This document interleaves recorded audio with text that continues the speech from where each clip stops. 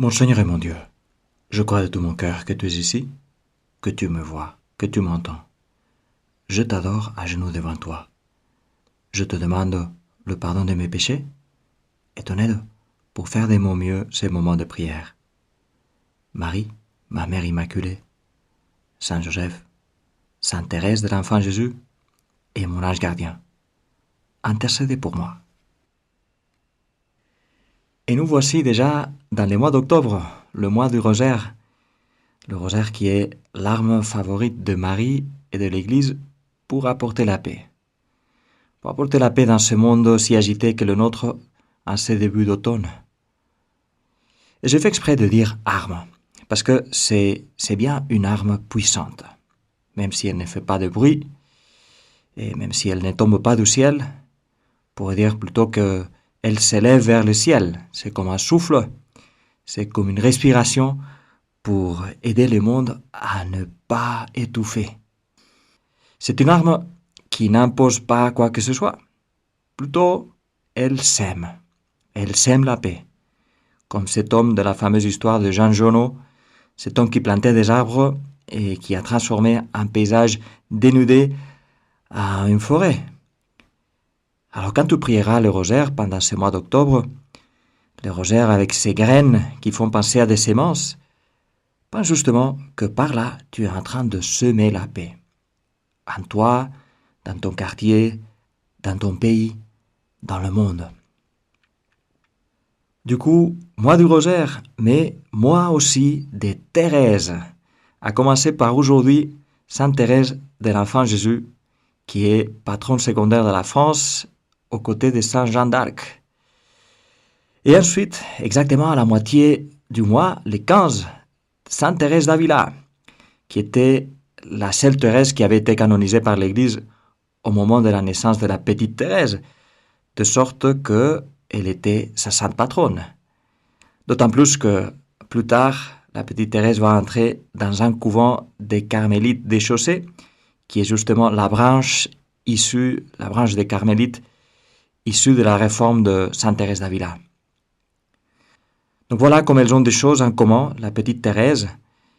En espagnol, on l'appelle Teresita, dite petite d'après la petite voix, et aussi d'après la jeunesse avec laquelle toi, Jésus, l'as appelée au ciel. Et puis la grande Thérèse, en espagnol on dit la Teresona, d'après sa forte personnalité et son audace, celle qu'il lui fallait pour faire tout ce qu'elle voulait, pour faire tout ce que Dieu voulait d'elle.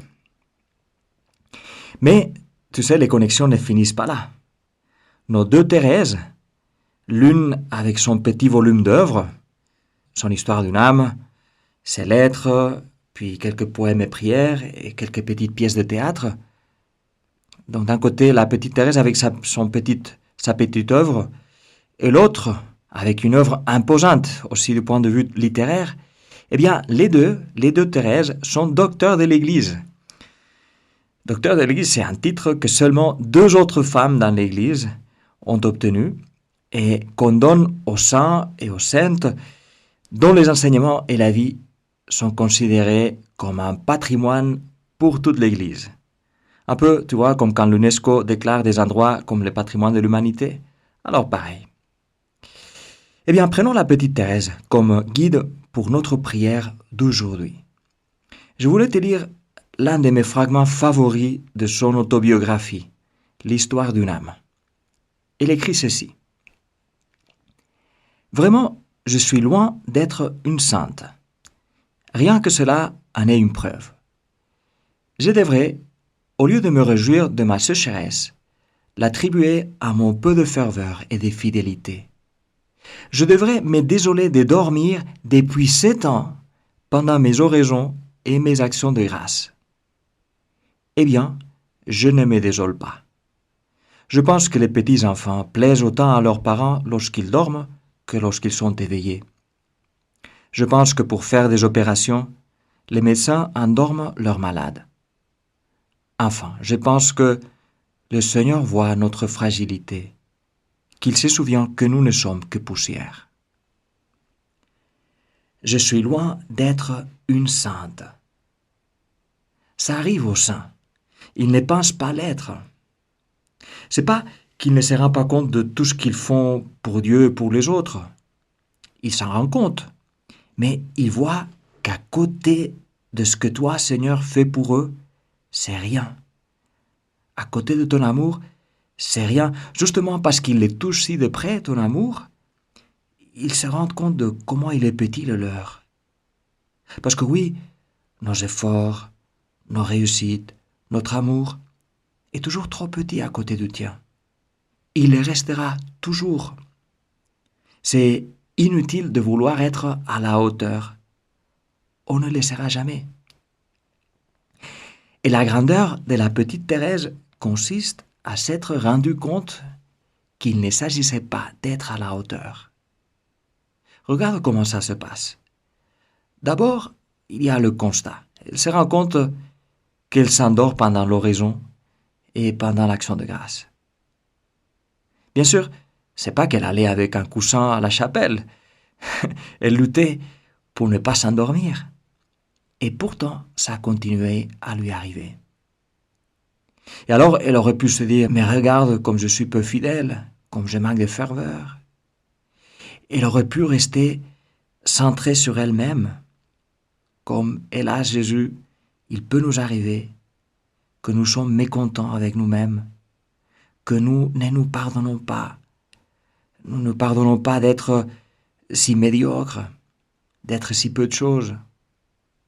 Nous nous sommes fait une idée de là où nous devrions en être, et pourtant. Eh bien, Thérèse constate sa faiblesse, mais au lieu de rester figée sur ça, c'est-à-dire figée sur elle-même, elle transforme sa faiblesse en force. Elle transforme son humiliation en humilité. Et l'humilité, ça c'est une force. Ça c'est une force parce qu'elle ouvre la porte à la force de Dieu. Je devrais me désoler de dormir depuis 7 ans pendant mes oraisons et mes actions de grâce. Eh bien, je ne me désole pas. Dans ces « eh bien », il y a la source secrète de la sainteté de la petite Thérèse. Eh bien, je ne me désole pas. C'est pas « eh bien, je ne me désole pas parce que je m'en fiche ». C'est « je ne me désole pas parce que je me vois devant Dieu comme un petit enfant ou comme un malade. » Les parents aiment leurs enfants qu'ils dorment ou pas. En fait, parfois, je me dis, parfois ils les aiment davantage lorsqu'ils dorment, parce que comme ça, ils peuvent parfois respirer, n'est-ce pas? Parce que les enfants, parfois, c'est sportif. Et puis, les médecins endorment les patients. Bref, tu vois, c'est pas que la petite Thérèse ne s'efforçait pas pour passer son temps de prière réveillée. Elle faisait de son mieux, et elle restait très sereine à savoir que toi, Seigneur, tu étais content avec ce qu'elle pouvait te donner. Tu es toujours content, Jésus, quand je te donne ce que je peux te donner. Mais est-ce que c'est le cas? Souvent, Jésus dit, nous disons, « Ah, je fais ce que je peux. » Et en fait, c'est pas vrai. Je ne fais pas ce que je peux. J'ai fait, souvent, Jésus, j'ai fait ce que je veux. Déjà, parce que je ne te demande, Jésus, qu'est-ce que tu veux? Et ce que tu veux pour moi, c'est toujours quelque chose que je peux te donner. Mais je ne te le demande même pas. Du coup, Jésus, j'aimerais te demander bien plus souvent, qu'est-ce que tu veux? Qu'est-ce que je peux faire pour toi? Et ensuite, faire de mon mieux. Et rester content de savoir que tu es heureux avec mes efforts. Que tu es heureux quand je te donne ce que je peux, ce que j'ai, ce que je suis. Laisse-moi te lire, pour finir ces moments de prière, ou mieux, pour que tu puisses le continuer de ton côté. Laisse-moi te lire quelques lignes d'un poème prière de la petite Thérèse, que le pape François avait cité dans sa dernière encyclique. J'ai besoin d'un cœur brûlant de tendresse, restant mon appui sans aucun retour, aimant tout en moi, même ma faiblesse. Ah, je le sais bien, toutes nos justices n'ont devant tes yeux aucune valeur. Et moi, j'ai choisi pour mon purgatoire ton amour brûlant au cœur de mon Dieu.